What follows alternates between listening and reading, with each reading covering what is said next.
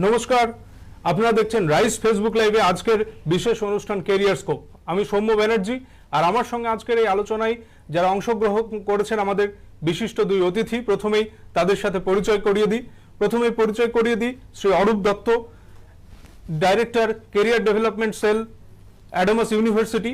শুধু তাই নয়, এর আগে উনি বিভিন্ন সংস্থায় কাজ করেছেন দেশে এবং বিদেশে, এডুকেশন, ইন্ডাস্ট্রি এবং ক্যারিয়ার গাইডেন্স নিয়ে ওনার নলেজ আজ আপনাদের সঙ্গে শেয়ার করবেন। উনি আপনাদের গাইড করবেন বিভিন্ন বিষয় নিয়ে। আরেকজন অতিথি যিনি আমাদের কাছে উপস্থিত রয়েছেন আমাদের সঙ্গে, তিনি হলেন Shri Dipankar Khasnabis, director school of management, Adamas university.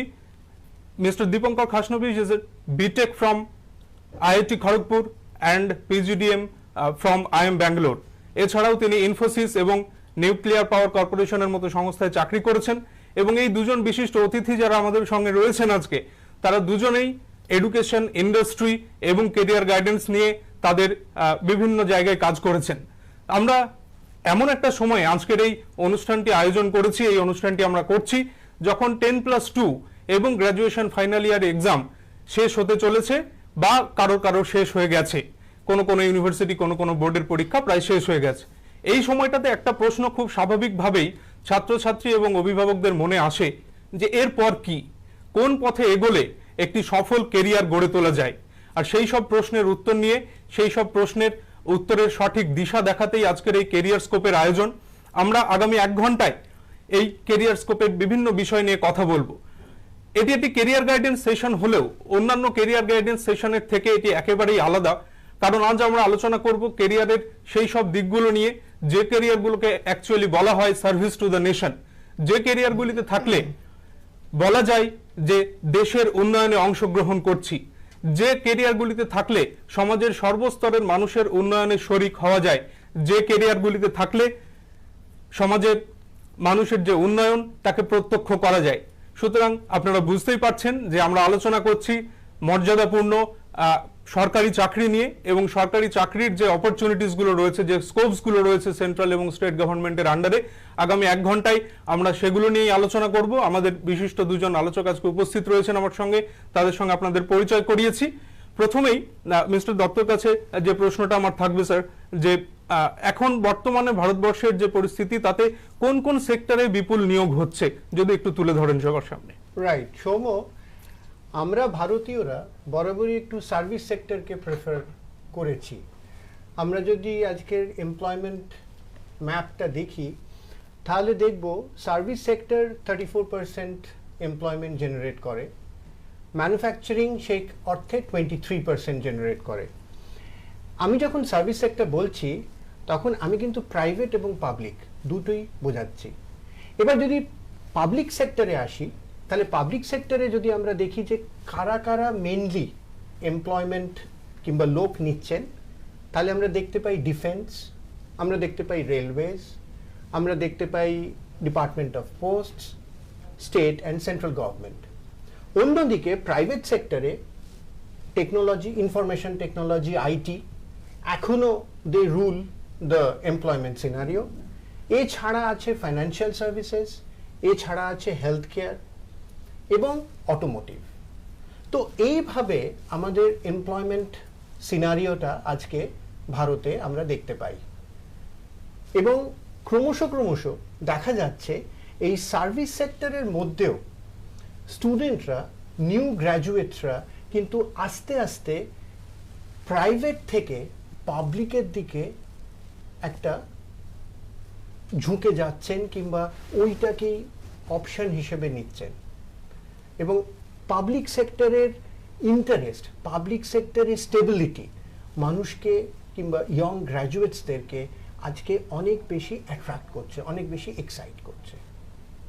তো এই হচ্ছে ওভারঅল সিনারিও আজকের ইন্ডিয়া। প্রাইভেট সেক্টরে যেমন আছে এমপ্লয়মেন্ট অপরচুনিটি, কিন্তু সরকারি চাকরির যে স্টেবিলিটির কথা আপনি বলছেন, ফাইন্যান্সিয়াল স্টেবিলিটি, জব সিকিউরিটি, তার জন্য বেশি করে আরো ইয়াং জেনারেশন ঝুঁকছে সরকারি চাকরির দিকে। রাইট। আমার পরের প্রশ্ন নিয়ে মিস্টার খাসনবিশের কাছে আসবো, যে স্যার একজন জেনারেল গ্র্যাজুয়েট যদি বিএ, বিএসসি, বিকম এই ধরনের জেনারেল ডিগ্রি নিয়ে, অনার্স হোক বা জেনারেল হোক, যদি কেউ পাস করে থাকে, তাহলে without having any additional skill set তারা কি একটা প্রাইভেট জব পেতে পারে? দেখুন, প্রাইভেট বা পাবলিক দুটো জবে কিন্তু বিভিন্ন রকম চাকরি আছে যেখানে আপনার এডুকেশন কোয়ালিফিকেশন ডিফার করে কি ধরনের জব আপনি নিচ্ছেন।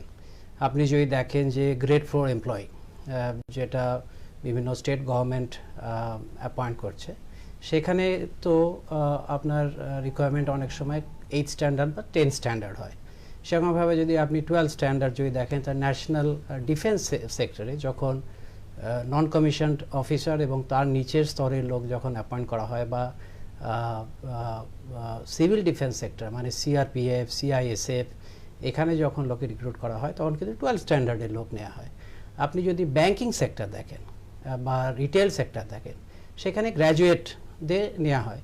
আপনি যদি টিচিং দেখেন, টিচিংয়ের মধ্যে প্রাইমারি এডুকেশনের দিকে দেখা যায় যে যাদের গ্র্যাজুয়েশন আছে বা বিএড আছে তাদের রিক্রুট করা হচ্ছে। যদি আপনি টিচিংয়ে আরও ওপর দিকে ওঠেন, কলেজ বা পোস্ট গ্র্যাজুয়েশন লেভেলে, সেখানে যাদের উচ্চতর ডিগ্রি আছে তাদের রিক্রুট করা হচ্ছে। সুতরাং আমি মনে করি যে সমস্ত স্তরেই মোটামুটি ক্লাস 8 পাস করা থেকে post graduation, super specialization, every level have their demands and there are jobs available at every level. So আপনি যে স্তরে চাকরি খুঁজছেন সেই স্তরের যা মিনিমাম কোয়ালিফিকেশান সেটা যদি আপনি ফুলফিল করেন, সেই জবটা আপনি পেতে পারেন। এবং it is true for both private and public sector. আপনি যদি প্রাইভেট সেক্টরে দেখেন, যদি আপনি দেখেন প্রাইভেট সেক্টরে টেক্সটাইল ইন্ডাস্ট্রি কিন্তু 10 স্ট্যান্ডার্ড লোক নিচ্ছে। কিন্তু আপনি যদি আইটি ইন্ডাস্ট্রি দেখেন, তারা নিচ্ছে ইঞ্জিনিয়ার, প্রধানত ইঞ্জিনিয়ার। কিন্তু আপনি যদি বিপিও সেক্টর দেখেন, তারা নিচ্ছে গ্র্যাজুয়েটস। আপনি যদি এগেন ব্যাংকিং সেক্টর দেখেন, তারা কিন্তু কিছু ক্ষেত্রে নিচ্ছে পোস্ট গ্র্যাজুয়েশন, কিন্তু মেজরিটি অফ দ্য ক্ষেত্রে প্রাইভেট ব্যাংকেও কিন্তু নিচ্ছেন গ্র্যাজুয়েট স্টুডেন্ট।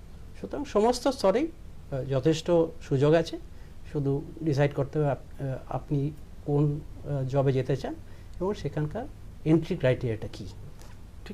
এই এন্ট্রি ক্রাইটেরিয়ার উপর আপনি যেমন খুব সুন্দরভাবে বললেন যে কোন কোন সেক্টরে কোন কোন কোয়ালিফিকেশনের উপর রিক্রুটমেন্ট হয়, সেটার সাথে সাথে আরেকটা প্রশ্ন আসে স্যার, যে একজন প্রাইভেট অর্গানাইজেশন জয়েন করছে এবং একজন গভর্নমেন্ট অর্গানাইজেশন জয়েন করছে, এখানে পারফরমেন্সের একটা ব্যাপার থেকে যায় প্রাইভেট অর্গানাইজেশনের ক্ষেত্রে, বিশেষ করে মানে পদোন্নতি বলুন বা চাকরিতে টিকে থাকা, পুরোটাই পারফরমেন্স ওরিয়েন্টেড হয়ে যায়। গভর্নমেন্ট সেক্টরে অবশ্যই পারফর্ম করতে হয়, কিন্তু অনেকটা বেশি সিকিউরিটি কাজ করে। তো এই ব্যাপারে আপনার কি মতামত? দেখুন, এই যে গভর্নমেন্ট এবং প্রাইভেট এই জিনিসটার মধ্যে কিন্তু অনেকটা আমার মনে হয় গত 20 বছরে একটা ভুল বোঝাবুঝি হয়েছে। অনেকেই মনে করেন যে গভর্নমেন্ট সেক্টরে গ্রোথটা স্লো, গভর্নমেন্ট সেক্টরে স্যালারিটা কম এবং প্রাইভেট সেক্টরে মানে আমরা যে প্রেসে যেটা দেখি আর কি, যে ইনি এত টাকা মাইনে পাচ্ছেন। কিন্তু কয়েকটা জিনিস আমাদের কিন্তু ভাবতে হবে এবং সেটা আমি নাম্বার দিয়ে বোঝাতে চাই। ইন্ডিয়াতে যদি দেখেন অ্যাপ্রক্সিমেটলি 50 কোটি লোক কিন্তু কোনো প্রাইভেট বা পাবলিক সেক্টরে চাকরি করছে। তার মধ্যে যদি আপনি গভর্নমেন্ট মানে সেন্ট্রাল গভর্নমেন্ট এবং স্টেট গভর্নমেন্ট দেখেন, সেখানে চাকরি করছে 2 কোটি 10 লক্ষ। সুতরাং নাম্বারের দিক দিয়ে দেখতে গেলে মনে হচ্ছে 48 কোটি প্রাইভেট সেক্টরে আর 2 কোটি হচ্ছে গভর্নমেন্ট সেক্টর, মানে 4%। কিন্তু প্রাইভেট সেক্টরে 97% কিন্তু কাজ করছে আনঅর্গানাইজ সেক্টর, যেখানে তাদের কোনো জব সিকিউরিটি তো ভুলে যাওয়া, তাদের majority of the cases documentation নেই, তাদের কোম্পানি হয়তো রেজিস্ট্রেশন নেই, তাদের পিএফ হয়তো তারা সময় পাচ্ছেন না, তাদের ইএসআইসি মানে মেডিকেল ইন্স্যুরেন্স হয়তো তারা পাচ্ছেন না, তাদের যদি কোনো ক্ষতি হয়ে যায় তাদের যে কম্পেনসেশন পাওয়ার ছিল সেটা হয়তো পাচ্ছেন না, বা তারা যে কোম্পানিতে কাজ করছে সেগুলো সাডেনলি বন্ধ হয়ে যাচ্ছে।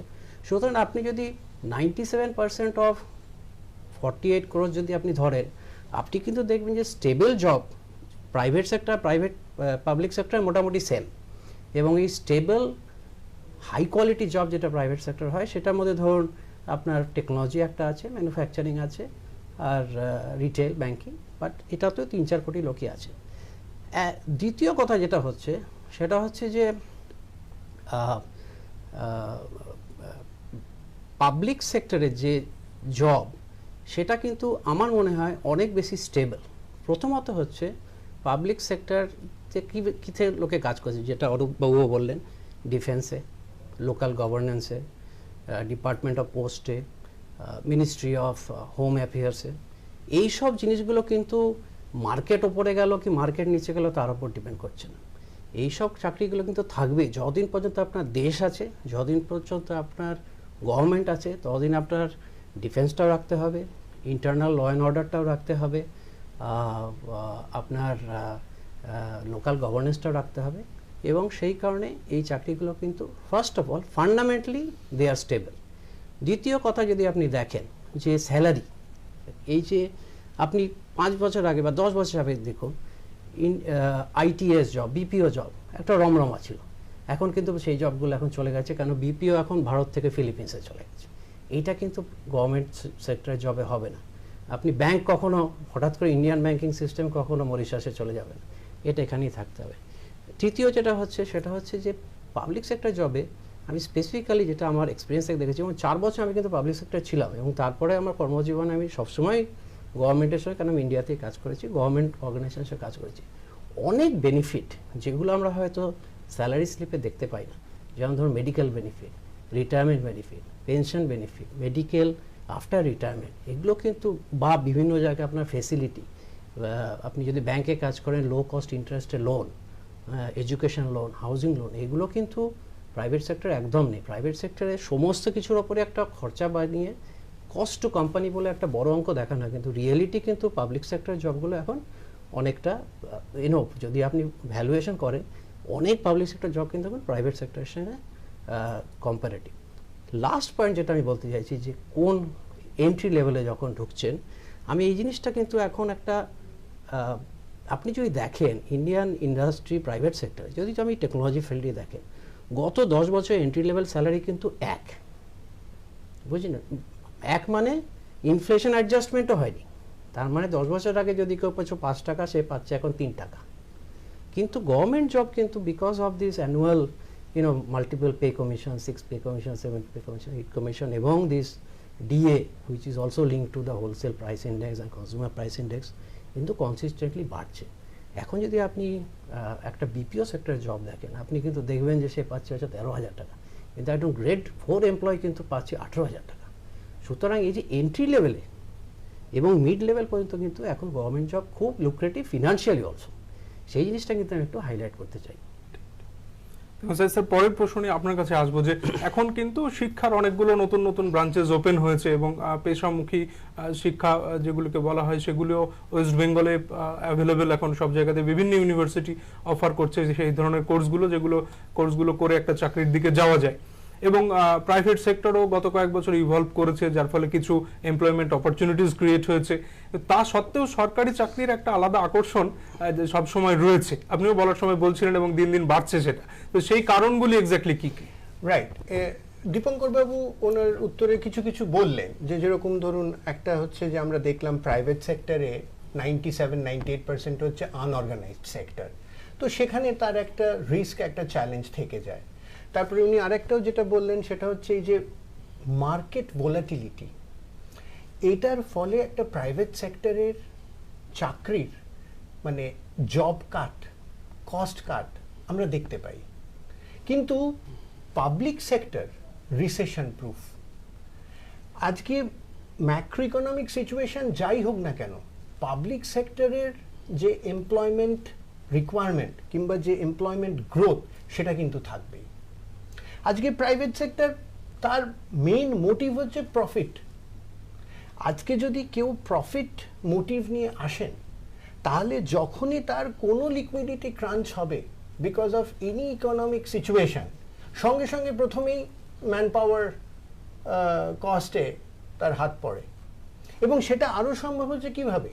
উইথ টেকনোলজি অ্যাডভান্সমেন্টস আমরা দেখছি প্রচুর জব যেগুলো আগে একটা খুব বড় ধরনের ম্যান পাওয়ার রিক্রুট করতে, সেগুলো আস্তে আস্তে শিফট করে যাচ্ছে। আজকে যেগুলো প্রসেস জবস ওরিয়েন্টেড জবস ছিল, যেগুলো মোর রুটিন ওরিয়েন্টেড জবস ছিল, ধরুন যে কোনো অ্যাকাউন্টিং ফাংশন, যে কোনো ধরনের বুক কিপিং, এগুলো আজকে বেশিরভাগ অটোমেশন হয়ে যাচ্ছে। তো সেই কারণেই সেখান থেকে কিন্তু একটা ইনসিকিউরিটি চলে আসছে মানুষের মনে, যে তার থেকে বরং পাবলিক সেক্টর জব। আর তার উপরেও কি পাবলিক সেক্টরের আগের যে একটা একটা স্টেপ মাদারলি অ্যাটিটিউড ছিল যে হ্যাঁ প্রাইভেট সেক্টরে গাড়ি বাড়ি তার সাংঘাতিক একটা মোটা স্যালারি, আজকে তো পাবলিক সেক্টরও খুব একটা কম নয়। বরং সেখানে যদি দেখা যায় আলটিমেটলি কিন্তু আ পারসন উইন্স যদি তিনি পাবলিক সেক্টরে কন্টিনিউ করেন, whether it in terms of social status বলুন, whether in terms of opportunity বলুন, রিটায়ারমেন্ট বেনিফিটস বলুন। আজকে প্রাইভেট সেক্টর আসছেই সঙ্গে করে হ্যাঁ একটা স্যালারি নিয়ে আসছে, কিন্তু সেই স্যালারির সঙ্গে সঙ্গে ব্লাড সুগার হাই প্রেশারটাও নিয়ে আসছে, কিন্তু সেক্ষেত্রে কিন্তু পাবলিক সেক্টর আমরা কিন্তু সেই জিনিসগুলো দেখতে পাই না। এগুলোর একটা ডেফিনেটলি একটা সাইকোসোম্যাটিক এফেক্ট আছে যেগুলোকে আমাদের কনসিডার করতে হয় যখন একটা চাকরির সূত্র আসে কিংবা একটা চাকরির অপশনস আসে, যেগুলো আমরা এখন দেখতে পাচ্ছি। তারপরেও প্রাইভেট সেক্টরের মধ্যে আজকে দেখবেন দিনের দিন একটা give back to the society, একটা ভলেন্টারি ব্যাপার ভীষণ আমাদের মধ্যে, এমনকি খুব ইয়াং জেনারেশনের মধ্যেও একটা কেয়ারিং একটা ওই অ্যাটিটিউড ওই জিনিসটা ফিরে আসছে, ওইটা আসছে আরও বাড়ছে।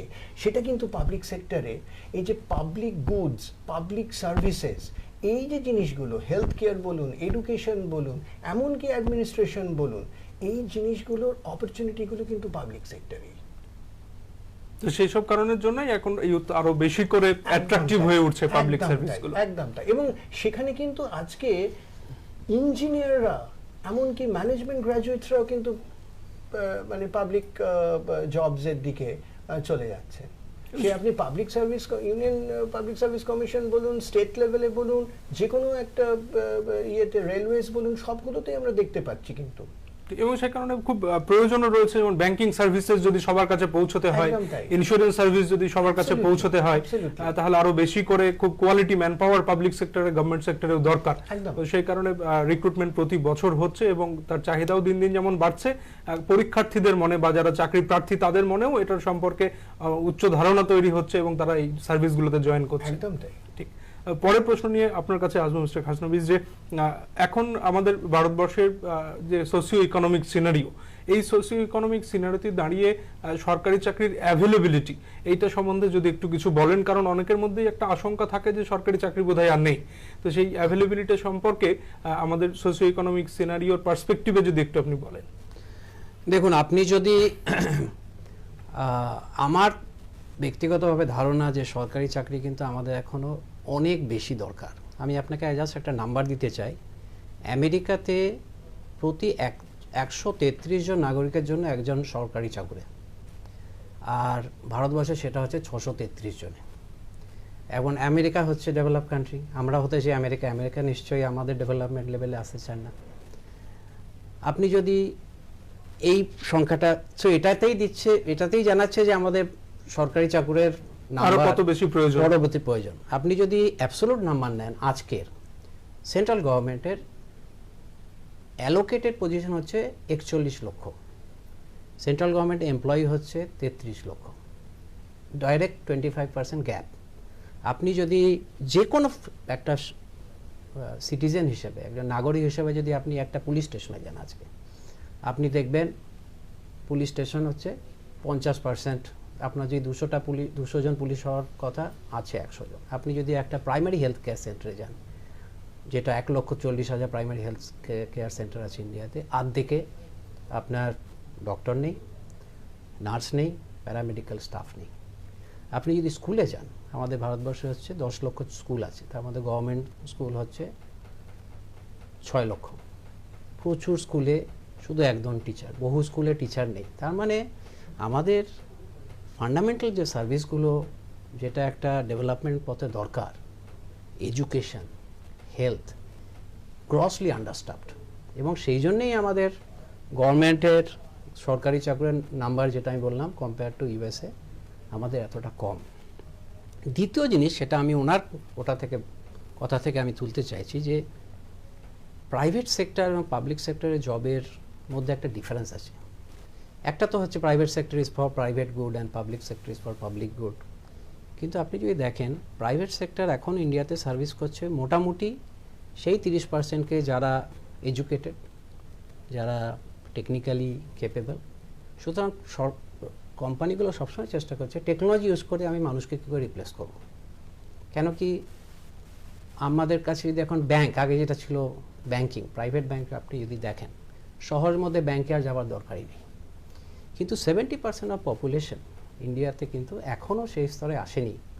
তাদের জন্য কিন্তু একটা ফিজিক্যাল ব্যাংক দরকার, তাদের জন্য কিন্তু একটা টাচ পয়েন্ট দরকার, তাদের জন্য একটা পঞ্চায়েতের একটা অফিসার দরকার, একটা ল্যান্ড রেভিনিউ অফিসার দরকার। এখন আপনি যদি দেখেন ইন্ডিয়াতে 500 ডিস্ট্রিক্ট আছে, কতগুলো তালুক আছে, কতগুলো পঞ্চায়েত আছে, এবং সেখানে যেখানে লোকে এখনও হিউম্যান টাচ চাইছে, এই নয় যে ফোনে তারা সব কিছু করতে অভ্যস্ত, যে কোনো কারণেই হোক, এডুকেশন একটা বড় ব্যাপার, সেই সব জায়গায় কিন্তু আপনার মানুষ দরকার। এবং সেই জন্যেই শুধুমাত্র আমাদের সরকারি চাকরির নাম্বার আমাদের শুধু বাড়াতে হবে না। আর এই যে গ্যাপটা আপনি বলছেন, আপনি কিন্তু সব রোজ আপনি পেপার দেখবেন, আপনি দেখবেন রেলওয়েতে 1 লক্ষ লোক নেই, রেলওয়েতে আমাদের দরকার 1,10,000 ড্রাইভার, 80,000। আপনি গ্যাংম্যানের অভাব, আমি তো ওইসব দিকে যাচ্ছি না যে 1.5 লক্ষ লেভেল ক্রসিংয়ে কোনো লোক নেই বা 1 লক্ষ ব্রিজটা সারাতে হবে। আমি শুধু কারেন্ট সিচুয়েশন বলতে বলছি, আর্মিতে 10,000 অফিসার নেই। সুতরাং whether it is defense, whether it is railways, whether it is internal security, local governance, health care, education, আমার ধারণা আমরা গ্রসলি আন্ডারস্ট্যান্ড, এবং ধীরে ধীরে এইটা কিন্তু আমাদের ব্রিজ করতে হবে যদি আমরা ডেভেলপেশন হতে চাই। সুতরাং আমার মনে হয় শুধু গভর্নমেন্ট জবের প্রেজেন্ট 10 লাখ গ্যাপ সেন্ট্রাল গভর্নমেন্টে বা আনাদার 25 লাখ বা 1 কোটি গ্যাপ সেন্ট্রাল স্টেট গভর্নমেন্ট দেখতে হবে না। আমার মনে হয় বেশ ভালো রকম রিক্রুটমেন্ট গভর্নমেন্ট কিন্তু ধীরে ধীরে করবে as our economic condition improves. সুতরাং অ্যাভেলেবিলিটিটাও সবসময় থাকবে, বাড়বে। এবং আমি এই প্রসঙ্গেই বলি আপনাকে, এই মার্চ মাস আজকে দাঁড়িয়ে আমরা অনুষ্ঠানটা করছি, আপনি কথা বলছিলেন পুলিশ নিয়ে। এই সময়কালের মধ্যে কিন্তু ওয়েস্ট বেঙ্গল পুলিশের এবং কলকাতা পুলিশের আলাদা আলাদা করে এসআই সার্জেন্ট এবং কনস্টেবল রিক্রুটমেন্টের পরীক্ষা হয়েছে, নোটিফিকেশন বেরিয়েছে। এই মাসেই একটা নোটিফিকেশন বেরিয়েছে হেলথ ডিপার্টমেন্টে, সেখানে ফ্যাসিলিটি ম্যানেজার রিক্রুট করা হচ্ছে। তেমন ভাবে আপনি রেলের কথা বলছিলেন, 1,30,000 ভ্যাকেন্সিতে রিক্রুটমেন্ট অ্যাডভার্টাইজমেন্ট বেরিয়েছে। তো সুতরাং এই সিনারিওটা কিন্তু আরো চেঞ্জ হচ্ছে, আরো বেশি করে রিক্রুটমেন্টের একটা সম্ভাবনা তৈরি হচ্ছে। এবং সেটা শুধু ওয়েস্ট বেঙ্গলে শুধু এই 3টে ডিপার্টমেন্ট না, সারা ভারতেই হতে হবে। আপনি ফায়ার ডিপার্টমেন্ট দেখুন, সেটা আন্ডারস্টাফড। আপনি যদি গিয়ে তালুকা অফিসে যদি আপনি দেখেন যে যারা অ্যাকাউন্টিং করছে, সেখানে বহু তালুকা অফিসে লোক নেই। ডিস্ট্রিক্ট হসপিটালে যদি দেখেন কোনো ডাক্তার নেই। সমস্ত স্তরেই আমাদের কিন্তু রিক্রুটমেন্ট, আমার তো মনে হয় 130 কোটি লোকের সেবা করতে গেলে গভর্নমেন্টের 10 কোটি লোক দরকার, আমাদের শুধু আছে 2 কোটি। এটা আমার বিশ্বাস। এবং ধীরে ধীরে এই গ্যাপটা কিন্তু, যত আমাদের ইকোনমিক কন্ডিশন বাড়বে, অ্যাফোর্ডেবিলিটি বাড়বে, রিক্রুটমেন্ট কিন্তু বাড়বে, কমবে না। ঠিক। আরেকটা বড় ব্যাপার আমি আপনাকে বলতে ভুলে গেছি, আরেকটা বিরাট বড় ব্যাপার, আমাদের দেশে পাবলিক সেক্টর এন্টারপ্রাইজগুলো ক্রিয়েট করা হয়েছে আপনার 70-এর দশকে, 60-এর দশকে, 70-এর দশকে। বেশ কিছু লোক সেই সময় কিন্তু জয়েন করেন। তারপরে পাবলিক সেক্টরে কিন্তু বহুদিন ধরে রিক্রুটমেন্ট হয়নি। এখন কি হয়েছে, এই সমস্ত পাবলিক সেক্টরে কিন্তু লোকেরা মোটামুটি 45, 50, 55 বছরে পৌঁছে গেছেন। এবং ধীরে ধীরে বেশ কিছু লোক পাবলিক সেক্টর এন্টারপ্রাইজ, আমাদের দেশে কিন্তু প্রায় 350টা পাবলিক সেক্টর ইউনিট আছে। বেশ কিছু লোক এবং রিটায়ার করছে 10 বছরের মধ্যে, কিন্তু তাদের পুরোপুরি হিউম্যান ট্যালেন্ট খালি হয়ে যাবে। এবং এই ট্যালেন্ট পুলটাকে কিন্তু কুইকলি ফিল আপ করতে হবে। এটার জন্য অপেক্ষা করা সম্ভব নয় যে আমরা সবাই রিটায়ার করার পরে লোক আনবো, কেন কি তাহলে নলেজটাও তাদের সঙ্গে চলে যাচ্ছে। আমার মনে হয় নেক্সট কয়েক বছরের মধ্যে পাবলিক সেক্টরগুলো ভীষণভাবে রিক্রুটমেন্ট করবে। এটা আপনি অলরেডি দেখতে পাচ্ছেন। আপনি যদি সেল দেখেন, ভেল দেখেন, অনেক রিক্রুটমেন্ট অপরচুনিটি আসছে। এটা একটা কিন্তু একটা সোশিও ইকোনমিক ফ্যাক্টর আমি মিস করে গেছিলাম। I just wanted to cover that. ঠিক। এবং যত ডেভেলপমেন্ট হবে, আমরা ডেভেলপিং নেশন হওয়ার দিকে যত এগোবো, এই অপরচুনিটিসগুলো আরো বেশি করে ক্রিয়েট হতে থাকবে। তো স্যারের কাছে পরের প্রশ্ন, যে সোশিও ইকোনমিক ফ্যাক্টর যেমন একটা থাকে সরকারি চাকরির অ্যাভেলেবিলিটির ক্ষেত্রে, তেমন আরেকটা ফ্যাক্টর থাকে যে India is the largest democracy in the world. তো এই ডেমোক্রেটিক কান্ট্রি হওয়ার যে সুবিধাটা, সেটাও কি এমপ্লয়মেন্ট অপরচুনিটিসকে কোনোভাবে প্রভাবিত করে? অবশ্যই। ইনফ্যাক্ট আমি তার আগে একটা কথা বলে নিতে চাই, আমরা যদি আজকে ওয়ার্ল্ডে সমস্ত ডেভেলপড নেশনসগুলোকে দেখি, ওই আমরা যেটা বলি না, যাদের হ্যাপিনেস ইন্ডেক্স ভীষণ হাই, সেখানে কিন্তু মোর দেন 60% পাবলিক সেক্টর এমপ্লয়ি। এবং পাবলিক সেক্টর ম্যান পাওয়ার সেখানে রিক্রুট করে যত ডেভেলপ নেশনস আছে। কাজেই দিস অনলি প্রুভস যে আমরাও যখন ওই ডেভেলপিং থেকে ডেভেলপতে যাব সেই সময়ও কিন্তু এই পাবলিক সেক্টর এন্টারপ্রাইজগুলো এবং ওইগুলোকে আরও আমাদের ওই ম্যান পাওয়ার অ্যাবজর্ব করে ওগুলোকে আরও আমাদের বড় করতে হবে, so that the service reaches to the last mile. এবং এই জন্যেই আজকে ইন্ডিয়ার লার্জেস্ট ডেমোক্রেসি, সেই জন্যেই ডেমোক্রেসি অর্থে free and fare for all. তা এখন যদি প্রত্যেকটি মানুষকে আমাকে ইকুয়াল অপরচুনিটি দিতে হয়, তাহলে think of the scale of service that should be going to each and every household in the remotest corner of India. এবং এই সার্ভিসগুলো কি service? All are public services, যার দায়িত্বে আছে আমাদের সরকার, গভর্নমেন্ট, সেন্ট্রাল কি স্টেট। তো সেইখানে তো ডেফিনেটলি একটা পাবলিক সেক্টর জবসের রিকোয়ারমেন্ট সাংঘাতিকভাবে বাড়বে এবং বাড়ছেও।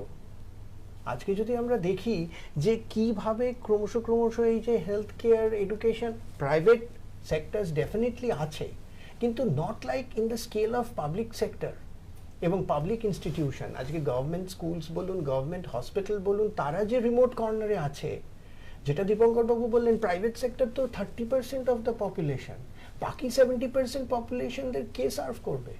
এই পাবলিক সেক্টর করবে। কিভাবে করবে? ম্যান পাওয়ার দিয়ে করবে। তারা আসবে কোথার থেকে? ফ্রেশ গ্র্যাজুয়েটস, যারা আজকে পাশ করে বেরোবেন, আগামী 10 বছর 15 বছর যারা পাশ করে বেরোবেন, তারাই তো এই সার্ভিসটা দেবেন টু অল অফ আস।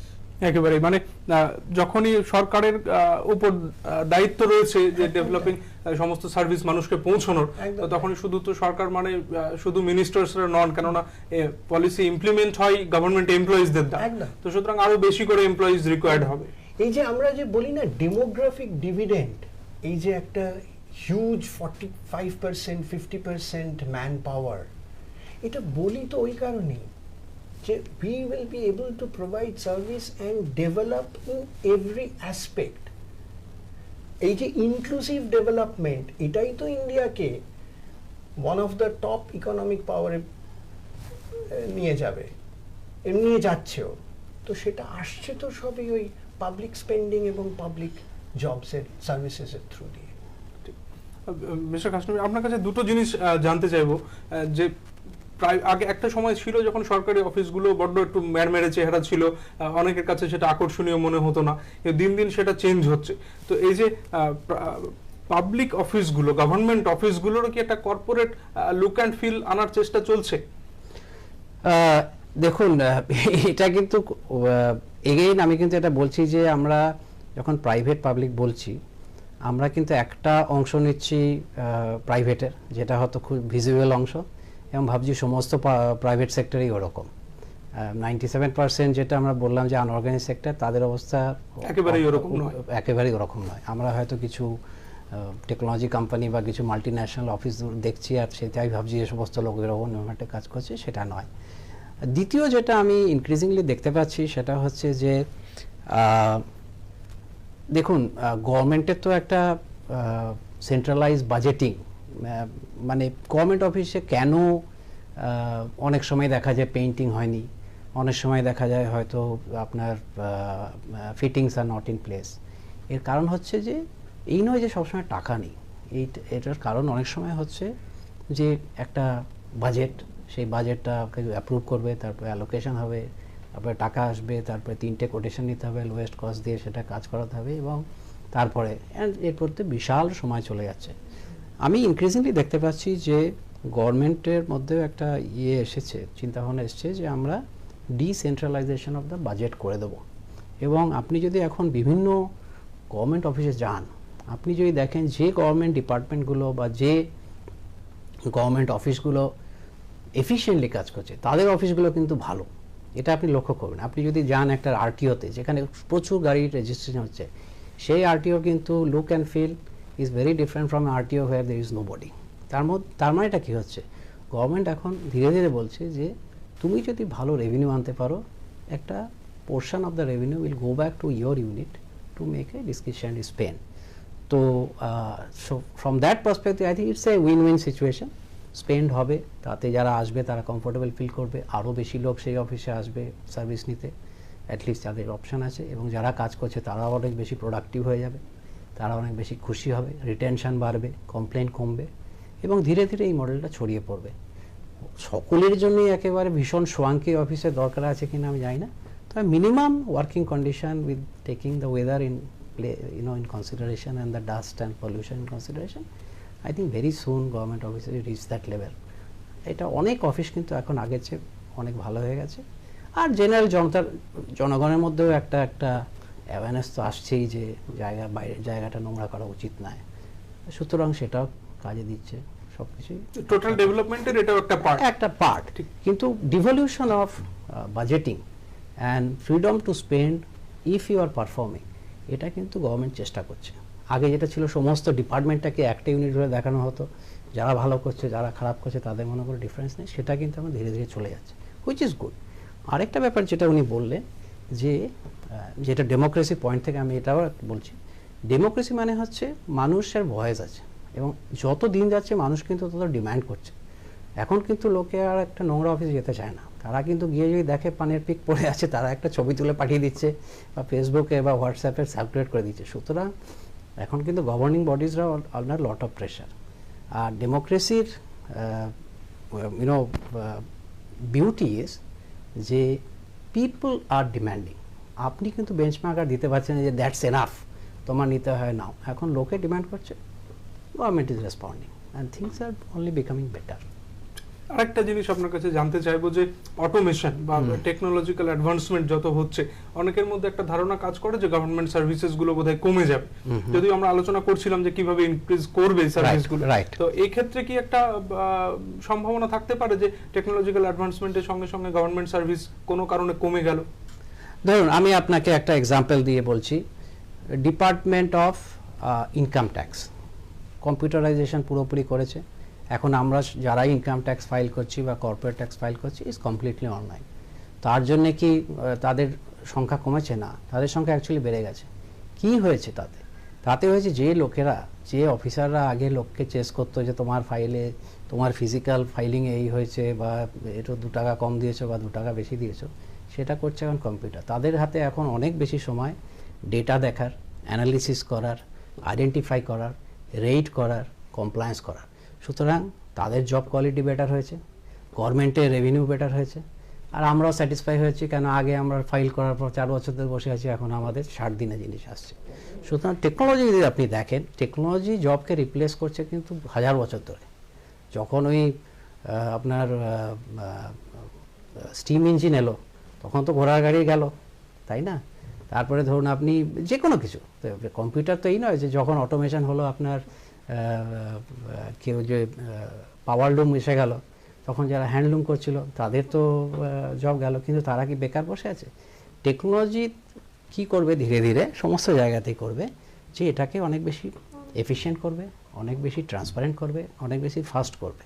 সুতরাং সমস্ত quality of the service will become better, people will be happier, and এটা করবে, it will release time from doing repetitive jobs and doing high quality jobs. এটাই কিন্তু মানে এই যে আজকের যুগে AIML কিন্তু এই চিন্তা কিন্তু আপনি যদি দেখেন 70-এর দশকে এই বাংলাদেশ, পশ্চিমবঙ্গের লোকে ভেবেছিল কম্পিউটার, বা পুরো ভারতের লোকে ভেবেছিল কম্পিউটারের সাথে চাকরি চলে যাবে, কিন্তু চাকরি তো বেড়েছে, চাকরি তো বাড়ে, কমেনি। তারপরে যখন আপনার অটোমোবাইল এলো, আপনার ধরুন এনিথিং, মানে প্লেন যখন এলো, লোকে ভাবলো যে হয়তো ট্রেনে লোকে যাবে না। যখন ট্রাক এলো, তখন ভাবলো কার্গো হয়তো পুরোপুরি রোডে চলে যাবে। সব কিছুর মধ্যে একটা ব্যালেন্স আসছে। এবং আরেকটা জিনিস ভাবতে, ওয়ার্ল্ড ইকোনমি এবং ইন্ডিয়ান ইকোনমি তো গ্রো করছেই, ওয়ার্ল্ড ইকোনমিও কিন্তু গ্রো করছে। সুতরাং ওভারঅল প্রসপারিটি একজন মানুষের কিন্তু বাড়ছে, আর যত প্রসপারিটি বাড়ছে তার ডিম্যান্ড কিন্তু বাড়ছে। Demand of high quality food, high quality living, high quality travel, high quality leisure, and সেটার জন্যই নতুন নতুন জব হবে, তাই না? আর গভর্নমেন্টের ক্ষেত্রে যেটা বিশেষভাবে হবে, যে গভর্নমেন্টের জবে কিন্তু এখনও লো টাচ, এখনও কিন্তু পার্সোনালাইজেশন অনেক কম। কেন কি? স্টাফের অভাব। টেকনোলজি অনেকটা ওইটাকে ব্রিজ করতে সাহায্য করবে।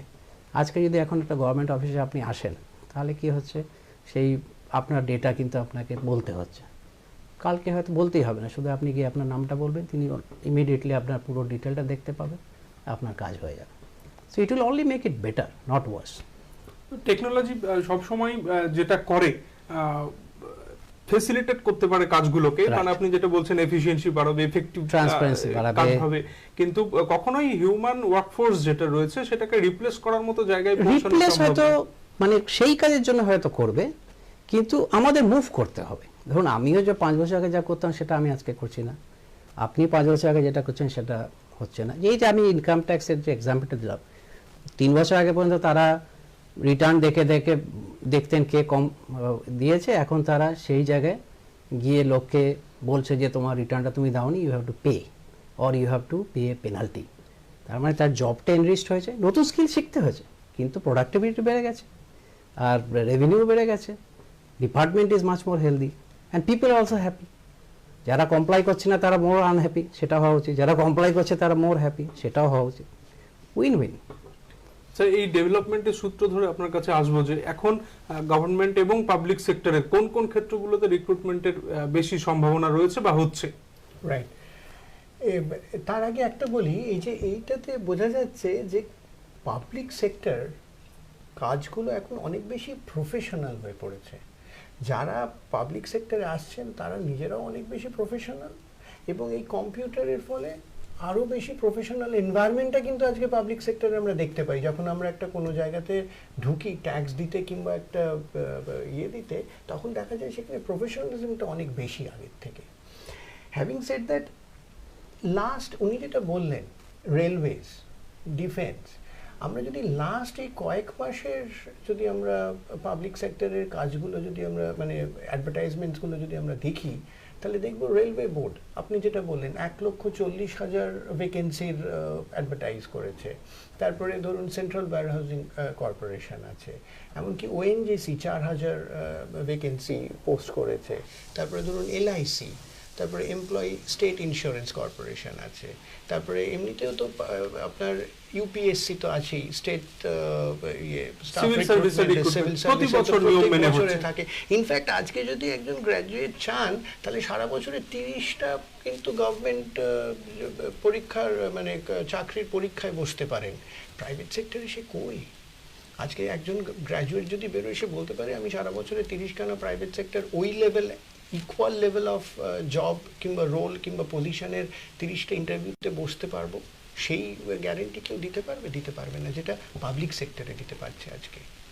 জেনারেল অ্যাডমিনিস্ট্রেশনের সঙ্গে সঙ্গে এই সব ডিপার্টমেন্টসগুলো তাদের রিক্রুটমেন্টের সংখ্যা বাড়াচ্ছে। একদম তাই, একদম তাই। তো স্যারের কাছে পরবর্তীতে আসবো, যখন সরকারি চাকরির কথা কেউ ভাবে তখন একটা নেগেটিভ থট প্রসেস অনেকের মধ্যেই কাজ করে, যে কম্পিটিশন। তো এই কম্পিটিশন প্রসঙ্গে যদি একটু বলেন যে এটা কতটা সত্যি এবং কিভাবে এই কম্পিটিশনটাকে জয় করা যায়। দেখুন, একটা জিনিস পাবলিক সেক্টরে আপনার অ্যাডভান্টেজ খুব, যে পাবলিক সেক্টরে কিন্তু আপনার প্রসেসটা অনেক ট্রান্সপারেন্ট। প্রাইভেট সেক্টরে বড় বড় কোম্পানিগুলো কিন্তু এখন এন্ট্রি লেভেলে ডেফিনেটলি পাবলিক সেক্টরের মতোই নিউজ পেপারে অ্যাডভার্টাইজমেন্ট দিচ্ছে, তারপরে তারা অ্যাড্রেস টেস্ট দিচ্ছে, তারপরে তারা ইন্টারভিউ নিচ্ছে, রিক্রুট করছে, কিন্তু তার মধ্যেও কিন্তু আপনি যদি মনে করেন যে আপনাকে নেওয়া হয়নি, কেন নেওয়া হয়নি, আপনি কিন্তু কোথাও গিয়ে চ্যালেঞ্জ করতে পারবেন না। পাবলিক সেক্টরে কিন্তু যে কোনো পদেই রিক্রুটমেন্ট হোক, যারা যদি এক্সপিরিয়েন্সড লোকও নিচ্ছে বা নতুন লোকও নিচ্ছে, সবসময় কিন্তু একটা ভেরি ট্রান্সপারেন্ট প্রসেসে কিন্তু রিক্রুটমেন্ট হচ্ছে। সেটা কিন্তু একটা, because government is answerable to many stakeholders. Now taking that into account, আপনি যদি বলেন কম্পিটিশন, আমি বলবো দেখুন, আপনি সিভিল সার্ভিসটা যখন বললেন, দেশে কতজন আইএএস অফিসার আছে? আইএএস অফিসার দেশে হচ্ছে 4,500। 4,500 আইএএস অফিসার এত ভারতবর্ষের 130 কোটি লোকের অ্যাডমিনিস্ট্রেশনের জন্য দায়ী। তাদের স্কেলটা দেখুন, এক একজনের আন্ডারে কত লোক আছেন, এক একটা তাদের কি বাজেট তারা হ্যান্ডেল করছেন, তাদের পাওয়ার, তাদের ability to make a difference to life is huge. সেই জন্যে সিভিল সার্ভিসে প্রত্যেক বছর কতজন যান? 130 বা 140। কতজন পরীক্ষা দেন? হয়তো মানে অ্যাসপিরেশন হবে হয়তো 10 লক্ষ লোকের পরীক্ষা দিচ্ছেন কয়েক লক্ষ, যারা পরীক্ষা দিয়েছেন 5 বছর ধরে পড়াশোনা করছেন। সুতরাং যত আপনার জবের কোয়ালিটি ভালো হবে তার জন্য কম্পিটিশন কিন্তু হবেই। অবভিয়াসলি কেউ যদি গ্রেড 4-এর একটা জব করতে যান তার যা কম্পিটিশান, এবং কেউ যদি গ্রেড 1-এর জব করতে যান তার যা কম্পিটিশান, তার মধ্যে একটা ডিফারেন্স হবেই। কিন্তু আমার সাজেশন থাকবে যে 2-3টে কারণে আপনি যদি গভর্নমেন্ট সেক্টরে চাকরি করতে চান তাহলে কম্পিটিশনকে ভয় পাবেন না। কেন কি, যদি আমরা ভাবি যে 5 লক্ষ দিয়ে 4,99,855 জন বাদ গেছে আর শুধুমাত্র 145 জন আছে, তাহলে কিন্তু আমরা সবসময় পরাজিতের দিকে থাকব। আমাদের ভাবতে হবে আমাদের ওই 145 জনের মধ্যেই থাকতে হবে, কেন তারা আমার আপনার মতো মানুষ, এবং সেই দিকে এগোতে হবে। কিন্তু একটাই আমার সাজেশন, যখন আপনি মোর কম্পিটিটিভ এক্সামের দিকে যাচ্ছেন তখন কিন্তু প্রিপারেশনে কোনো গাফিলতি করবেন না। যদি আপনি মনে করেন যে আমি একটা ভেরি ডিজায়ারেবল জব, যেটা হয়তো 100 জন পাচ্ছে, বা ন্যাশনাল ডিফেন্স একাডেমি বছরে হয়তো 300 জন নিচ্ছেন, বা overall West Bengal civil service হয়তো কয়েকশো নিচ্ছেন, সেরকম ডিজায়ারেবল জবে যদি আপনি যেতে চান প্লিজ ডু দ্যাট। কিন্তু প্রিপেয়ার করতে কিন্তু প্রিপারেশনে কিন্তু কোনো খামতি যেন না হয়। If you are strong in your fundamentals, and if you have the faith, and if you put the right amount of hard work, you will succeed. একমাত্র ভালো প্রিপারেশনই কম্পিটিশনটাকে কিল করতে পারে। Absolutely, and honest. এটা আমি সবসময় মনে করি যে অনেকে কিন্তু ভাবে যে আমি খুব প্রিপেয়ার করছি, কিন্তু তারা নিজেদের আয়নার সামনে দাঁড়িয়ে জিজ্ঞেস করা উচিত আমি কি সত্যিই খাটছি। এটার মধ্যে কিন্তু সময় কাটানো আর খাটার মধ্যে কিন্তু ডিফারেন্স। ঠিক ঠিক, এরকম তো অনেক গ্রাজুয়েট ক্যান্ডিডেট আমরা দেখতে পাই নিজেদের পরিচিতির মধ্যেই, যারা গ্রাজুয়েশন কমপ্লিট করেছে, মাস্টার ডিগ্রি কমপ্লিট করেছে, পরীক্ষাও দিচ্ছে, কিন্তু প্রিপারেশন নামক বস্তুটা জীবনে খুব একটা নেই, বা সময় কাটাচ্ছে বই নিয়ে কিন্তু সময় দিচ্ছে না। একদম প্রপার প্রিপারেশনটা না থাকলে প্রিপারেশন করতে হবে, মক টেস্ট নিতে হবে। মক টেস্ট একেবারে মানে পরীক্ষার হলের মতো করে নিতে হবে। এই নয় যে আমি 10 মিনিট এক্সট্রা নিয়ে নিলাম, বা একটুখানি ঘুরে এলাম, বা একটুখানি বই দেখে নিলাম, না। আমি তো মনে করি যদি মক টেস্ট নেওয়া হয় একেবারে পরীক্ষা হলে যেভাবে যাবে, সেটা যেরকম পোশাক পরবে, এরকম পেন বা হাতে কাগজ থাকবে, ঠিক সেইভাবেই নিতে হবে, এবং সময় একেবারে অ্যালার্ম ধরে, এবং তারপরে দেখতে হবে যে তারা কী পরিস্থিতিতে আছে, কোথায় ইমপ্রুভ করতে হবে, এবং সেগুলোর উপর ফোকাস করতে হবে। এইরকম সায়েন্টিফিক ওয়েতে না করলে কিন্তু ভেরি কম্পিটিটিভ এক্সামে জেতা মুশকিল, কেন বাকিরাও কিন্তু খুব সিরিয়াস, এটা আমাদের ভাবতে হবে। কিন্তু আপনি যদি চেষ্টা করেন নিশ্চয়ই হবে। আপনারা দেখছেন ক্যারিয়ার স্কোপ, এবং আমাদের দুই বিশেষজ্ঞ খুব সুন্দর করে তুলে ধরছেন সরকারি চাকরির বিভিন্ন স্কোপস এবং অপরচুনিটিজের যে দিকগুলো। আপনারা আপনাদের প্রশ্ন রাখতে পারেন আমাদের কমেন্ট সেকশনে। অনেকেই এই প্রোগ্রাম দেখছেন, তারা নিজেদের প্রশ্ন রাখতে পারেন আমাদের কমেন্ট সেকশনে গিয়ে, আমরা সেই প্রশ্ন তুলে ধরবো আমাদের বিশেষজ্ঞদের সামনে। স্যার, পরের প্রশ্ন নিয়ে আপনার কাছে আসবো। এই ক্যারিয়ার গাইডেন্স প্রসঙ্গে বা ক্যারিয়ার ডিরেকশন খুঁজে পেতে পাথ অ্যানালিসিস একটা গুরুত্বপূর্ণ ভূমিকা পালন করে, তো সেই বিষয়ে যদি আমাদের ভিউয়ার্সদের কিছু বলেন। হ্যাঁ, পাথ অ্যানালিসিস আসলে বোধহয় কথাটা এসছে একটা স্ট্যাটিস্টিক্যাল মেথড থেকে, মানে এটা একটা multiple regression statistical analysis, path analysis. আবার পাথ অ্যানালিসিস মানে কেরিয়ার পাথ অ্যানালিসিস, মানে কেরিয়ার পাথ মানে একটা স্টুডেন্টের তার যে ফুল কেরিয়ার প্রোগ্রেশন, সেখানে তো অনেকগুলো ফ্যাক্টর কাজ করে, অনেকগুলো ভেরিয়েবল কাজ করে। তার প্রফেশনাল রিকোয়ারমেন্ট আছে, তার সোশ্যাল স্ট্যান্ডিং আছে, তার পার্সোনাল ক্যাপাবিলিটি আছে, এগুলো সব মিলেমিশে তবে তার স্টুডেন্টের একটা কেরিয়ার পাথ কোনটা সঠিক হবে, কোনটায় গেলে তার জব স্যাটিসফ্যাকশন হবে, কোনটায় গেলে সে সব থেকে ভালো করতে পারবে, সেইটা অ্যানালিসিস করে বেরিয়ে আসে। এবং সেইটা যদি কোনো একজন স্টুডেন্ট আগে করে নেন, কিংবা সেটা যদি নিজের স্ট্রেংথ এবং নিজের উইকনেসের জায়গাটা যদি দেখে নিতে পারেন, তাহলে কিন্তু তার এই যে প্রিপারেশনটার কথা এতক্ষণ হচ্ছিল, তার পক্ষে কিন্তু সেই প্রিপারেশনটা করা অনেক বেশি সুবিধে। সেই জানতে পারেন যে হ্যাঁ, আমাকে হয়তো ল্যাঙ্গুয়েজের ওপর স্ট্রেস দিতে হবে, কিংবা আমাকে অ্যাপটিটিউডের ওপর স্ট্রেস দিতে হবে, কিংবা আমি মেন্ট ফর রেলওয়েজ, কিংবা আমি মেন্ট ফর ডিফেন্স। এখন প্রত্যেকটা জবের তো একটা নিজস্ব ডিমান্ড আছে, নিজস্ব রিকোয়ারমেন্ট আছে। তার সঙ্গে যদি আমি নিজেকে অ্যালাইন করতে পারি, অর্থাৎ আমার নিজস্ব ভালো লাগাগুলোকে, আমার নিজস্ব স্ট্রেংথগুলোকে যদি অ্যালাইন করতে পারি, তাহলে আমার পক্ষে সেটা সব থেকে লাভজনক হবে। সেটাই কিন্তু পাথ অ্যানালিসিস করে, সেটাই কিন্তু যে কোনো কেরিয়ার কাউন্সেলিংয়ের একটা অন্তরঙ্গ বিষয় যেটা আমরা করে থাকি। এটার কিন্তু একটা সায়েন্টিফিক ব্যাকগ্রাউন্ড আছে।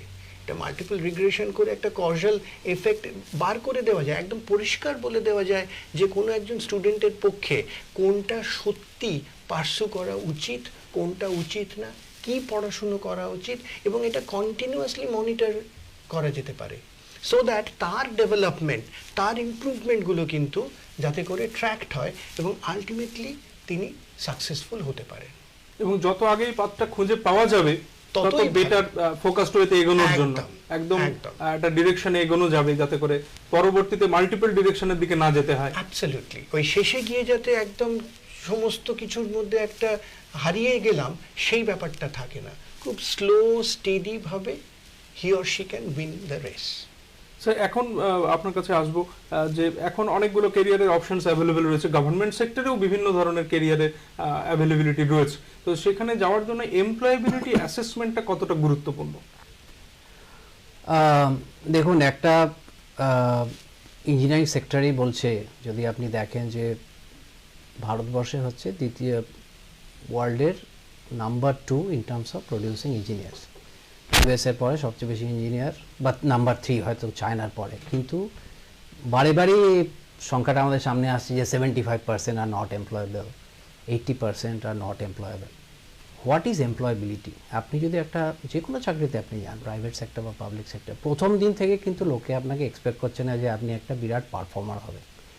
3-4টে জিনিস লোকে চায়। একটা হচ্ছে আপনি কি সকলের সঙ্গে মেলামেশা করে থাকছেন, না একটা দলের মধ্যে একটা ফ্রিকশান সৃষ্টি করছেন। ফ্রিকশান কেউই পছন্দ করে না। দ্বিতীয় হচ্ছে আপনাকে যদি কোনো একটা কাজ দেওয়া হয়, সেটাকে আপনি বুঝতে পারছেন, ডিফাইন করতে পারছেন এবং শেষ করতে পারছেন। যদি কোনো প্রবলেম হয় সেটার জন্য সাহায্য চাইতে পারছেন। তৃতীয় হচ্ছে যাকে আমরা সাদা কথায় বলি কমন সেন্স, মানে সব জায়গাতে গিয়ে কি করব না করব না বলে মোটামুটি বুদ্ধি খাটিয়ে কাজ করা। এগুলো কি করে সম্ভব হবে? এটা কিন্তু একটা লাইফস্টাইল, এটা বহুদিন ধরেই আমাদের ডেভেলপ করা উচিত। এটা একটা মাইন্ডসেট, এটা কিন্তু এর মধ্যে তিনটেই কোনো বই পড়ে হবে না। এটা হচ্ছে আমাদের একটা লাইফস্টাইল, সেটা আমাদের কিন্তু একটা মানসিকভাবে ডেভেলপ করতে হবে। যখন থেকেই আমরা যখন স্কুলে আছি তখন থেকেই আমাদের একটা, যদি সম্ভব হয় একটা কিছু ইভেন্ট হচ্ছে সেখানে গিয়ে কিছু লিডারশিপ পজিশন নেওয়া, অর্গানাইজ করা, যদি কোনো ডিবেট হচ্ছে তাতে জয়েন করা, যদি কোনো নাটক হচ্ছে তাতে অভিনয় করা, এগুলো করলে, আগে থেকে করলে এগুলো ধীরে ধীরে ডেভেলপমেন্ট হয়ে যাবে। এরপরে যে জিনিসগুলো কোম্পানি বা যে কোনো গভর্নমেন্ট যেটা দেখে সেটা হচ্ছে আপনি যে অংশ কাজে আপনি এসেছেন সেটা আপনি কি বোঝেন, মোটামুটি ফান্ডামেন্টালস। আর দ্বিতীয় যে জিনিসটা সবসময় কাজে লাগে, সেটা শুধু প্রফেশনাল কাজে নয় বা আমাদের পার্সোনাল লাইফে, যে a relatively good amount of handle on elementary mathematics. কেন নাম্বার জিনিসটা কিন্তু শুধু মানে যারা চার্টার অ্যাকাউন্টেন্ট বা কস্ট অ্যাকাউন্টেন্ট তাদের দরকার নেই। যে কোনো পরিস্থিতিতে একটু যদি নাম্বার নিয়ে যদি কেউ খুব সুন্দরভাবে তাড়াতাড়ি করে ক্যালকুলেশন করতে পারে, সেটা কিন্তু একটা বিরাট অ্যাডভান্টেজ। এই মোটামুটি জিনিসগুলো যদি কেউ রাখতে পারে এবং ডেভেলপ করে over a period of time, আমার মনে হয় এমপ্লয়েবিলিটি ইজ ভেরি হাই। আপনার এমপ্লয়েবিলিটি যেটা বলছে আনএমপ্লয়েবল অ্যান্ড এমপ্লয়েবিলিটি, আপনি কিন্তু ফান্ডামেন্টাল ডিফারেন্সটা দেখবেন, সেটাকে বলে সফট স্কিল। মানে অনেক সময় কথা বলতে পারছে না, কথা বললেও একটু উদ্ধতভাবে কথা বলছে, বা কিছু কেউ ডিসএগ্রি করলে একেবারে রেগে যাচ্ছে। এই জিনিসগুলো কিন্তু আমাদের ছোটোবেলা থেকে একটুখানি ভাবতে হবে এবং কন্ট্রোল করতে হবে, তাহলে employability is largely there. You have to have a basic understanding of your subject, that's all. Sir, সরকারি চাকরির অ্যাভেলেবিলিটি অ্যাবান্ডেন্ট রয়েছে, সেটা আমরা বিভিন্ন পরিসংখ্যান দিয়ে আপনারা তুলে ধরলেন। এবং কম্পিটিশনকে কিল করতে গেলে প্রিপারেশন নিতে হবে খুব ভালো করে। অ্যাভেলেবিলিটিটাকে পাওয়া যাবে তখনই সেটা সাকসেসফুল হবে যখন প্রিপারেশনটা খুব ভালো থাকবে, সেই বিষয়ে এলো। এই প্রিপারেশনটা কি স্কুল কলেজ থেকেই শুরু করা যায়, যদি করা যায় তাহলে স্কুল কলেজে পড়ার সময় কোন কোন জিনিসগুলোর উপর গুরুত্ব দেওয়া উচিত ভবিষ্যতে একজন সরকারি চাকরির পরীক্ষায় সফল হওয়ার জন্য? দেখুন, এই বিষয়ে বলতে গেলে বলতে হয় সরকারি চাকরি একটা এমন জিনিস যার কোনো স্পেসিফিক স্কিল সেট কিন্তু লাগে না, খুব জেনেরিক কিছু নলেজ লাগে। যেমন টেকনিক্যাল দিকগুলো ছাড়া, টেকনিক্যাল পোস্টগুলো ছাড়া যেরকম দীপঙ্কর বাবু বললেন, ধরুন অ্যাপটিটিউড কিংবা কমিউনিকেশন কিংবা রিজনিং কিংবা ধরুন জেনারেল নলেজ, হ্যাঁ, কিংবা অ্যাটিটিউড, এই জিনিসগুলো যদি একটু মাথায় নিয়ে যদি পড়াশুনোটা চালিয়ে যাওয়া যায় তাহলেই কিন্তু একটা সরকারি চাকরি সাকসেসফুলি পাওয়া যায়। কিন্তু আমার মনে হয় তার থেকেও বোধহয় প্রথম দরকারই সেটা হচ্ছে মাইন্ডসেটটা তৈরি করা। প্রথম যেটা ভেবে নিতে হবে যে আমি প্রত্যেক দিন সকালবেলা উঠে যদি আমি বুঝি যে হ্যাঁ একটা সরকারি চাকরি আমি, এবং আমার সেই চাকরিটা করতে যেতে ভীষণ ভালো লাগছে, আমার ভেতর থেকে একটা আমি খুব ইন্টারেস্ট ডেভেলপ করতে পারবো এবং সেটাই আমার উদ্দেশ্য, সেটা কিন্তু প্রথম আমাকে নিয়ে আসতে হবে। সেইটা নিয়ে এলে আমার কমপ্লিট ফোকাসটা ওই দিকে থাকবে। কারণ আমি দীপঙ্কর বাবুর কথা থেকেই বলি, এটা কিন্তু লাস্ট মোমেন্ট প্রিপারেশনে কিন্তু খুব একটা কিছু সাকসেসফুল হওয়া যাবে না। এটার জন্য একটা স্টেডি হার্ড ওয়ার্ক এবং ডিসিপ্লিনড একটা প্রিপারেশন লাগবে। অর্থাৎ আমরা যখন ওই অলিম্পিকে কেউ সোনার মেডেল জেতেন, আমরা মনে করি যে ওইখানে এসে উনি জিতে গেলেন, আমরা তার পেছনের হার্ড ওয়ার্ক এবং ডিসিপ্লিন লাস্ট 3 বছরের যে খাটাখাটনি সেটা কিন্তু আমরা দেখি না। এক্ষেত্রেও ঠিক তাই, এক্ষেত্রেও সেই জিনিসটা লাগে। পড়াশুনোর সঙ্গে সঙ্গে এই ধরনের পরীক্ষার জন্য যা যা প্রিপারেশন লাগে, আর ওই যে বললাম পাথ অ্যানালিসিস, সেই পাথ অ্যানালিসিসটা করা থাকলে এবং সেই অনুযায়ী যদি তারপরে আমি আমার পড়াশোনা এবং প্রিপারেশনটা চালিয়ে নিয়ে যেতে পারি আমার রেগুলার ডিগ্রি কোর্সের পাশাপাশি, তাহলে কিন্তু গভর্নমেন্ট জবস সে 145টাই যদি থাকে ভ্যাকেন্সি, আর যদি সেখানে 1 লক্ষ স্টুডেন্টও যদি অ্যাপিয়ার করেন, তাহলে কিন্তু পাওয়া যায়। এটা এরকম নয় যে এটা পাওয়া যায় না। ডিরেকশন খুঁজে পাওয়ার মতো এটাও প্রিপারেশনটা যত আর্লি শুরু করা যায় তত বেটার। আমি একটু জাস্ট বলতে চাই, সাবজেক্ট হিসেবে দেখুন যে কোনো এন্ট্রান্স বা সিলেকশনে মোটামুটি 3টে সাবজেক্ট থাকে। একটা হচ্ছে কোয়ান্টিটেটিভ, একটা হচ্ছে রিজনিং, আর একটা হচ্ছে ল্যাঙ্গুয়েজ, আর কিছু ক্ষেত্রে থাকে জেনারেল নলেজ। সুতরাং আমি যেটা আগে বলেছি, ম্যাথসের ফান্ডামেন্টালটা একটু ভালো হওয়া উচিত। মানে আমি এই বলছি না যে ডিফারেন্সিয়াল ক্যালকুলাস আর integral calculus, but geometry, trigonometry, algebra, arithmetic. General নলেজে হিস্ট্রি, জিওগ্রাফিটা ভালো করে পড়া উচিত, কারণ ওই থেকে জেনারেল নলেজে অনেক কোশ্চেন আসবে। এবং নিউজ পেপার প্রথম 2টো পাতা বাদ দিয়ে, যেখানে মশালা নিউজ সেগুলো কোনোদিন জিজ্ঞেস করা হবে না, বাট রিয়েল কন্টেন্ট সেগুলো 4 পাতা 4-5 থেকে শুরু হবে। যেগুলো ন্যাশনাল এবং ইন্টারন্যাশনাল ইম্পর্টেন্স রয়েছে এবং which is described in depth, not the incident but a description of the event, সেটা কিন্তু প্রসেস করতে ভালো হয়। টিভিতেও আমরা সবাই দেখি, কিন্তু টিভির মধ্যেও কিছু চ্যানেল আছে, যেমন ন্যাশনাল জিওগ্রাফিক বা ডিসকভারি চ্যানেল, যেখানে নলেজ ওরিয়েন্টেড চ্যানেলগুলো, নট সোপ অপেরা। আমি বলছি না আপনি বাদ দিন, কিন্তু দেখুন। এবং সোশ্যাল মিডিয়া আমাদের জীবনে একটা অন্তরঙ্গ ব্যাপার হয়ে দাঁড়িয়েছে। আমার মনে হয় সোশ্যাল মিডিয়াকে দুভাবে ব্যবহার করা যায়, একটা হচ্ছে ফর এন্টারটেনমেন্ট, একটা হচ্ছে এডুকেশন। আপনি যদি ফেসবুকও ধরেন, আপনি তাদের ফলো করুন যারা খুব ভালো কন্টেন্ট লেখে, তাহলে আপনাকে তো ভালো নলেজ হবে। যারা এমনি নর্মাল জিনিস ফরওয়ার্ড করছে, তারা সেটা আপনি অলরেডি জানেন, শুধুমাত্র তাতে উত্তেজনা সৃষ্টি হচ্ছে, সেদিক থেকে দূরে থাকুন। এবং কমিউনিকেশন স্কিলটা যেটা বলেছি, স্কুল কলেজ যেখানেই সুযোগ পাবেন, ডামসরাস বলুন, ড্রামাটিক্স বলুন, ডিবেট বলুন, গ্রুপ ডিসকাশন বলুন, ঢুকে যান। 2-3 বছরের মধ্যে খুবই ভালো হয়ে যাবে। তারপর ওটা খুব সাহায্য আসবে যখন গ্রুপ ডিসকাশনে পার্সোনাল ইন্টারভিউ হবে। ফান্ডামেন্টালসগুলো রাখতে পারলেই তৈরি। ঠিক স্যার, দুজনের কথা থেকেই আপনাদের একটা জিনিস উঠে এলো যে মাইন্ডসেটটা আগে তৈরি করতে হবে। Absolutely. তো এই মাইন্ডসেট ডেভেলপ করার ক্ষেত্রে স্টুডেন্টদের তো একটা ভূমিকা রয়েছে, যারা পরবর্তীতে সরকারি চাকরির আঙিনায় আসবেন, কিন্তু এর পিছনে গার্জেনদের ভূমিকা কতটা এবং কি ভূমিকা এক্স্যাক্টলি তারা পালন করতে পারেন সেই ব্যাপারে যদি একটু গাইড করেন। আমার মনে হয় যে এখন দেখুন 3 ধরনের গার্জিয়ান আমি দেখেছি। এক হচ্ছে যারা ছেলেপিলেকে ছেড়ে দিয়েছেন, যে কোনো কারণে হোক, তারা হয়তো ব্যস্ত বা তারা হয়তো ভাবেন যে এটা হচ্ছে লিবারালিজম। কিছু আছেন যারা হয়তো শুধু কোশ্চেনই করছেন, এই তুই কি করছিস, তুই কোথায় গেলি, কখন আলি, কেন, পর পর পর। আর কিছু হচ্ছেন ইনভলভ হচ্ছেন। আমার মনে হয় যে আজকের অল্প বয়সীরা কিন্তু গতকালের মতো নয় যে যারা জাস্ট বিকজ আমরা গার্জিয়ান আমাদের কথা শুনবে। আমার মনে হয় প্রত্যেক দিন যদি আধ ঘন্টা সময় পেরেন্টসরা তাদের বাচ্চাদের সঙ্গে কাটান, জিজ্ঞেস করেন দিনটা কেমন গেল, কি হলো, কি পড়াশোনা করলি, তোর কি প্রবলেম আছে এবং আমি কীভাবে তোকে সাহায্য করতে পারি, এই ডিসকাশনটা যদি অ্যাটলিস্ট এটা যদি দুজন পেরেন্টস করেন, তারপরে তাদের যা দরকার, কেউ হয়তো বললো আমার একজন টিচার চাই, কেউ আমার একটু বই চাই, কেউ হয়তো বললো আমার একটা IPL দেখতে চাবো to see how that business runs that, এগুলো সমস্ত কিছু থেকেই শেখানো যায়। এবং যত এটা আরেকটা জিনিস আমি বলতে চাই যেটা আমি মিস করে গেছি, যে কিউরিওসিটিটা কিন্তু ডেভেলপ করা দরকার। এই যে মুভি দেখলাম, অনেকেই মুভি দেখে সপরিবারে মুভি দেখে বেরিয়ে আসবে আর শুধু বলবে আরে মুভিটা খুব ভালো ছিল, খারাপ ছিল। কেন ভালো ছিল? সিনেমাটোগ্রাফিটা ভালো ছিল না, ডায়লগটা ভালো ছিল না, চিত্রনাট্যটা ভালো ছিল, এইসব ভাবে একটু লেভেল 2 লেভেল 3 নিচে গিয়ে যদি পেরেন্টসরা ডিসকাস করেন, তাহলে কিন্তু বাচ্চারা পরবর্তীকালে কিউরিওসিটি, লার্নেবিলিটি, অ্যাডাপ্টেবিলিটিগুলো খুব তাড়াতাড়ি ডেভেলপ করবে। সেটাই কিন্তু ভবিষ্যতে ইন্ডাস্ট্রি বা গভর্নমেন্ট চাইছে, কেন ভবিষ্যতে আমরা কেউ জানি না।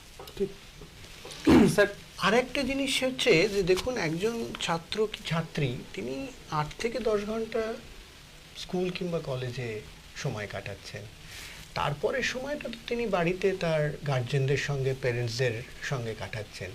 এখন যদি একটা holistic development through this course কিংবা এই প্রিপারেশনটার কথা যদি আমরা ভাবি, তাহলে সেখানে কিন্তু যেরকম একজন প্রফেসর, ফ্যাকাল্টি কিংবা টিচারের যেরকম ভূমিকা আছে, সেরকম ইকুয়ালি গার্জেনদেরও কিন্তু একটা ভূমিকা আছে। এই দুদিক থেকে পুরো ব্যাপারটা হলে তবেই 360 ডিগ্রিটা হয়।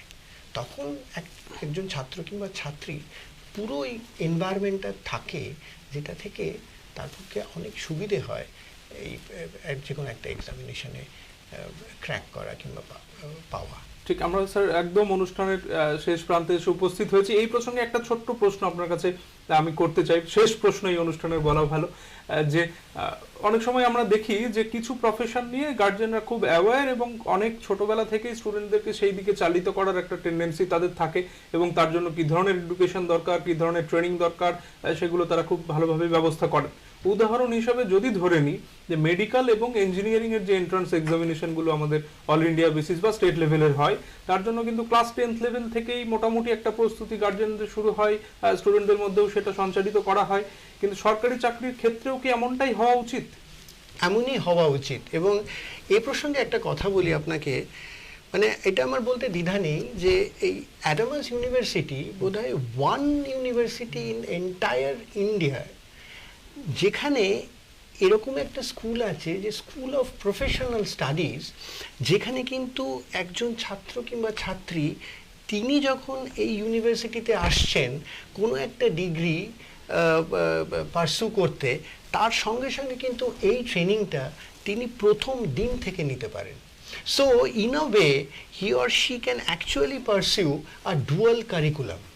তিনি যতটুকু ডিগ্রি পার্সু করছেন সেটা করছেন, কিন্তু বাকিটুকু সময়, যে ফ্রি সময়টুকু, সেই সময়টুকু কিন্তু সম্পূর্ণভাবে কাজে লাগিয়ে তিনি নিজেকে কিন্তু একটা এই পাবলিক সার্ভিস কমিশন কিংবা এরকম একটা গভর্নমেন্ট জবসের এক্সামিনেশনের জন্য নিজেকে তৈরি করে ফেললেন। তাতে করে কি হলো? সময় নষ্ট হলো না, বছর নষ্ট হলো না। তিনি যেদিন ডিগ্রিটা হাতে পাচ্ছেন সেই দিনই কিন্তু he or she is completely prepared ওই পরীক্ষাটায় বসে পরীক্ষাটা ক্র্যাক করে এই চাকরিটা পাওয়া। গ্র্যাজুয়েশনের পরে আর তাকে ভাবতে হচ্ছে না ভাবতে যে কোন হচ্ছে দিকে যাব, কি প্রিপারেশন নেব। একদম তাই। এবং গ্র্যাজুয়েশনের সঙ্গে এটা এত সুন্দরভাবে অ্যালাইন করা আছে এই কোর্সগুলো এবং এই ট্রেনিং প্রোগ্রামগুলো, যে এই একই ক্যাম্পাসে একই এনভায়রনমেন্টে তার দুটোই কিন্তু হয়ে চলেছে। এই অ্যাডভান্টেজ কিন্তু আর অন্য কোনো ইউনিভার্সিটিতে নেই, অ্যাটলিস্ট আমার জানা নেই এন্টার ইন্ডিয়াতে। থ্যাংক ইউ, আপনারা এই ধরনের অপরচুনিটি তুলে দিচ্ছেন স্টুডেন্টদের হাতে বা গার্জিয়ানদেরকে এই ধরনের অপরচুনিটি। আমি তো মনে করি প্রত্যেক গার্জিয়ান এবং স্টুডেন্টসদের এই অপরচুনিটি অ্যাভেল করা উচিত। একটা পয়েন্ট বলতে চাই আপনার এর সঙ্গে, যে এই যে এখন অনেক মেডিকেল ইঞ্জিনিয়ারিং আমরা দেখতে পাচ্ছি, প্রথমে ক্লাস 10 থেকে, তারপর 9 থেকে, তারপরে না এখন ক্লাস 6 থেকে, হয়তো আগে গিয়ে কিন্ডারগার্টেন থেকে হয়তো শুরু হয়ে যাবে। আমার মনে হয় যে এই এক্সাম ওরিয়েন্টেশন করতে গিয়ে অনেক সময় কিন্তু ফান্ডামেন্টালসটা মিস হয়ে যাচ্ছে।